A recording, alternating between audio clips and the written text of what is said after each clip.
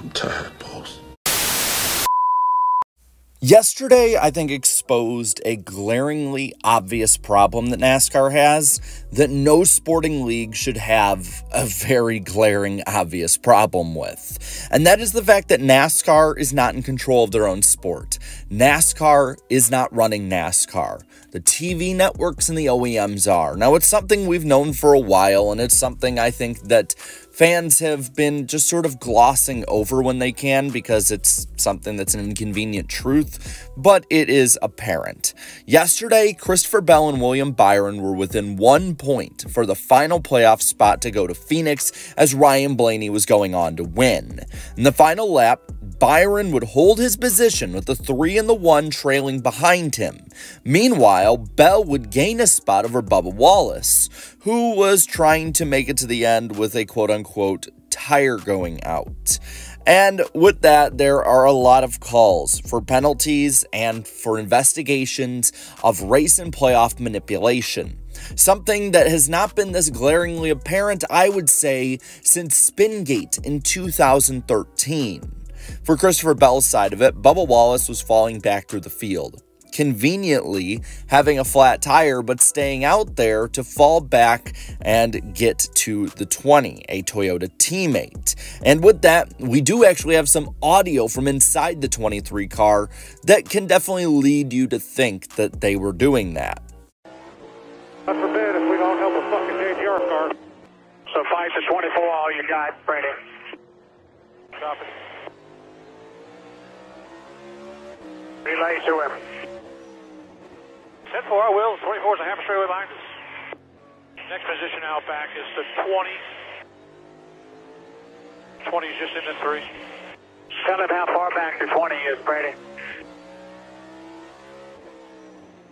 Next position. 10 to go at the line here. 10 to go at the line. 5 back 11, then 10 to the 24. 24 and 20 are separated by a point right now. So about half a straightaway back on the 20. You'll be coming back to 5 to go. I think I got a tire going down. 10-4, just nurse it home, nurse it home. Got a big gap.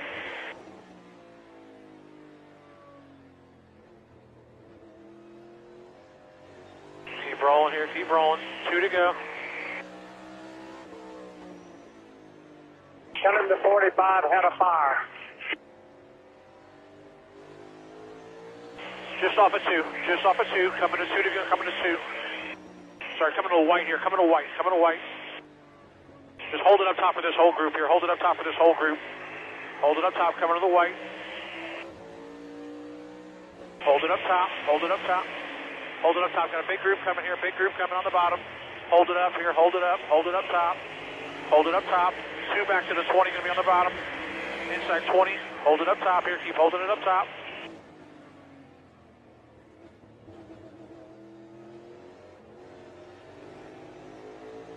Of course, NASCAR would actually ding the 20, not for any of this, but for a wall ride. Granted, half of one, but he still technically did ride the wall at the end of it, and in doing so, that was probably the quickest way he was able to get to the finish, which is something that's against the rules since Ross Chastain's Hail Melon here 2 years ago. Now, on the William Byron side, the 1 and the 3 conveniently caught him easily, and then made basically a wall behind him. We're going to build the wall. We have no choice. Protecting him from what it looks like. And we actually have stuff from both on board the 1 and the 3, and I think this is even more glaringly damning. Just be cognizant of these HMS cars, playoff cars today. 10-4, will do. Brandon, that 24 is only 2 points to the good right now, and there's 2 spots between them. 10-4, 24 to go. The 24 is only 2 spots to the good right now, points.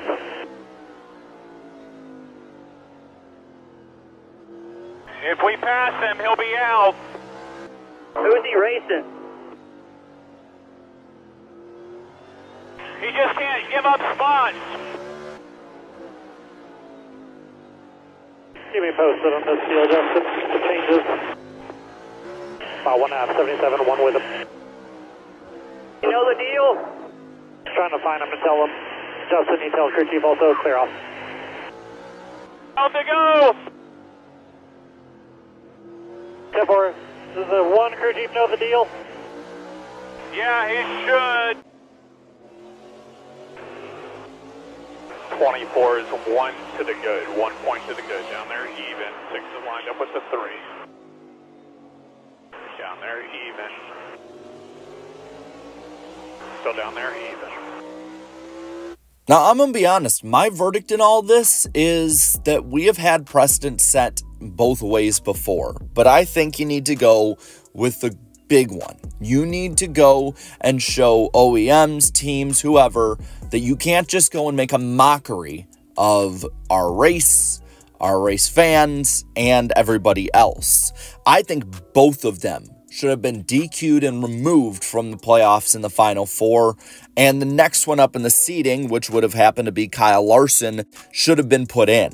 NASCAR needs to get it under control. They need to get the control in some way back from OEMs and TV partners. I get that they fund the sport, and I do think they should have a say in what goes on because of that, because they do spend billions of dollars, possibly billions of dollars a year on NASCAR, and their investment should not just be left up to chance.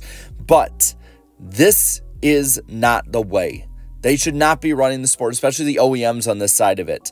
NASCAR doesn't run it. They're third fiddle, and they needed to take control and be the adults in the room. And instead, with the Bell half wall ride, the fail Bellin, as many are calling it, well, at that point, you took the easy route out. You kicked the can down the road of the race manipulation side of it that is eerily reminiscent of what Spingate was. And if the precedent is, well, you only have to be the team organization overall, like a Stewart-Haas racing car helping a Stewart-Haas racing car, well, then that's BS. I really do think that. If it's like MWR in 2013 helping another MWR car, well, that one wasn't necessarily completely obvious based on what they said. They said he had an itchy arm and a flat tire and the 88 hit him.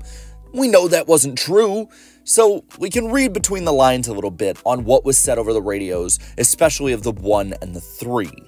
This is not me going after a lot of different guys and trying to hate on them. This is just saying that NASCAR is being made into a mockery of itself with this kind of stuff going on. The real question, though, at this point, does this even matter anymore? Like, does it even work? Is it worth it? Is the championship even worth defending? Why do we keep this up? I mean, think about it like this when it comes to the championship. The ratings have not went up with this format since it was put in place. Whether you count the 2014 one without playoff points or 2017, which is what we have today. Is NASCAR in a better spot than it was in 2003 or 2010? 2013, 2018, even 2022. Yeah, okay, maybe it's in a better spot than it was last year. But it's not in a better spot than it was 2 or 3 years ago or 4 years ago. Is the championship now more valued compared to the last 5, 10, 15, 20 years? I'd say it isn't. Has the sport been legitimized by a broader sports audience and put out to more people than ever and been able to have a good replacement rate for the old fans? The answer to all of these is a resounding no. No. The playoffs, no matter what way you look at it, no matter how much you like it, the playoffs have been a failure for the growth of NASCAR. Now, it hasn't, I don't think, necessarily been the only reason. I don't want people mixing that up. But it is clear that the playoffs are not the godsend that the TV networks and the NASCAR executives want us to believe it is. It needs to be fixed. We have drivers like Brad Keselowski calling it out. We have media members now calling it out. We have a lot of different people who before were very hemming and hawing on this, calling this out. It is clear we have reached a breaking point. We've reached it a while ago, but this is at least the resounding crack that everybody needed to hear. And we need to fix it. We need solutions. I think that with a new TV deal in 2025, you can start over, start anew with them. You maybe do either a season-long title or a 10-race chase, something that makes at least manipulation a little more difficult to have in place, to which you know that it's not going to happen every single year. You need to have maybe more points valued to a win. Maybe make the points more top-heavy rewarding so that drivers do have to go for a win more. Maybe award way more money for a win than you already do. And with that, that's probably been the answer all along since 2003 and 4. Instead of changing stuff nonstop, you could have just rewarded wins more. NASCAR is doing so many things right nowadays, from marketing to new schedule changes to a new lucrative TV deal for the teams and more. The system is the biggest thing holding them back, in my opinion, from the broader audience seeing so many good things about the sport. And I just wish that we could have it change so we're not having the same conversation every single year for the past decade plus.